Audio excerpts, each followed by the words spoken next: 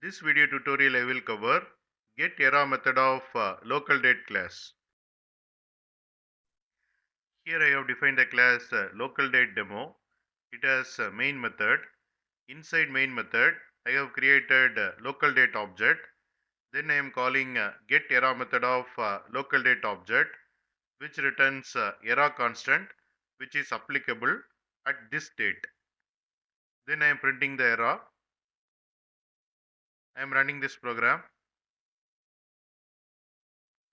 Here you can see the output.